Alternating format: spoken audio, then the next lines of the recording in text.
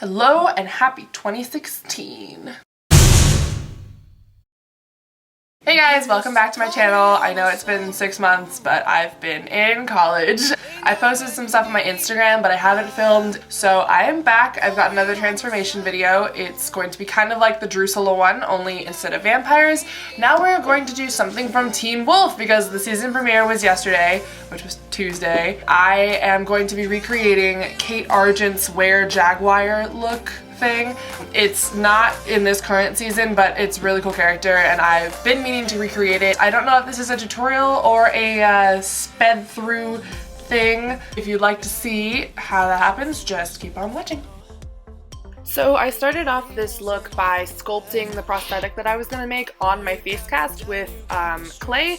This is Potter's Wheel clay, but you can use anything you want as long as it won't dry out on you and as long as it doesn't set in water. I have an entire video on this process. I will link it right here if you want detailed instructions and a much slower, in-depth version of this.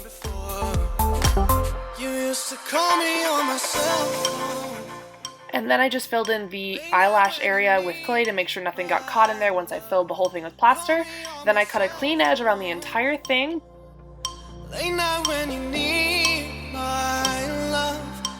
Next I took a sponge and made skin texture around the entire mold, and furthermore put Vaseline on the exposed plaster so nothing stuck.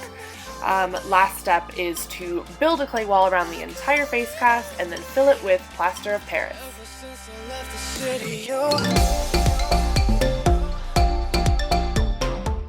At this point, once the plaster is set, all of the clay is basically trash. Take off the clay wall, peel the clay out of the face cast, and then you have your negative plaster mold.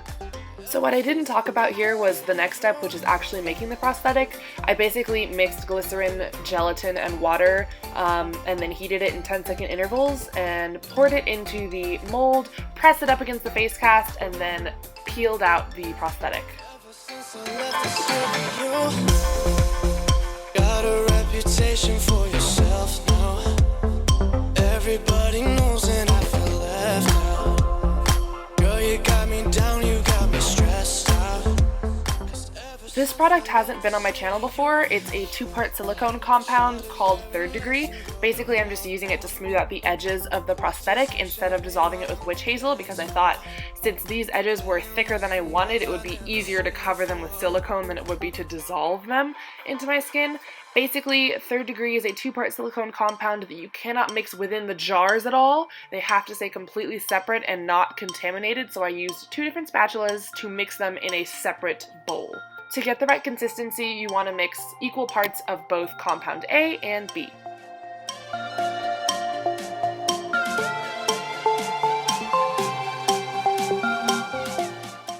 For the base color for this look, I mixed a purple and a blue color on the back of my hand and then used a sponge to coat my face in a couple layers because it was water-based and it wasn't very opaque, so I had to layer it up a little.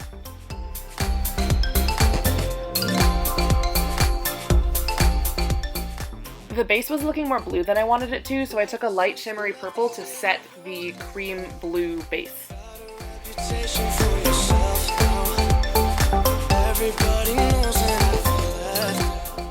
I then repeated both the cream base and the purple powder on my chest and my neck.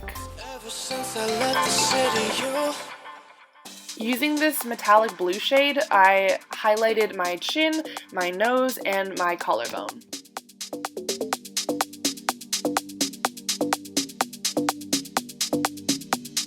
Don't you say you love me.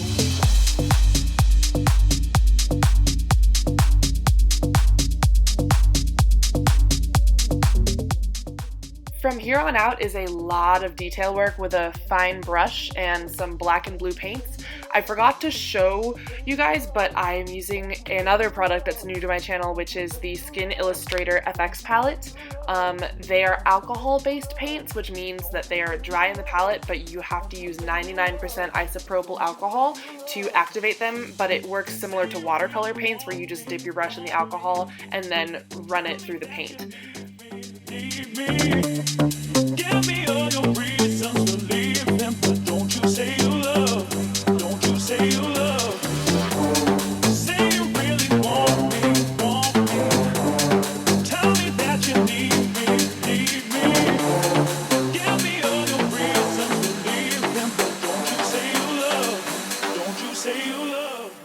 The beauty of using alcohol activated paints as opposed to other ones is that it's basically waterproof, and also the color is true to form whether you're using it directly onto your skin or on top of a prosthetic. I know in my experience using some other colors, sometimes the shade is darker on my skin and lighter on a different surface. You can also control how light or dark the colors come off by using more or less alcohol, which is really nice, so if you mess up, you can basically erase it by doing a clean wash of alcohol over top.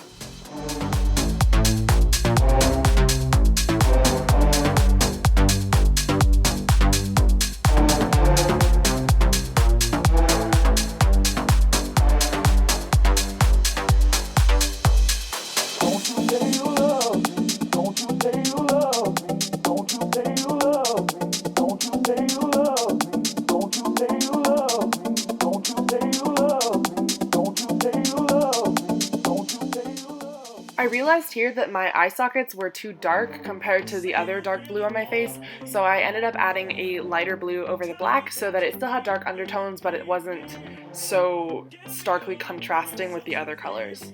Don't you say you love me, don't you say you love me, say you really want me. Then a little dry shampoo for volume, and we are just about done. Give me all your reasons to leave them, but don't you say you love. Hey, so I hope you enjoyed this Werejaguar tutorial. It was a lot of fun making, and I'm gonna go take all of this goop off my face. See you guys next time. Bye.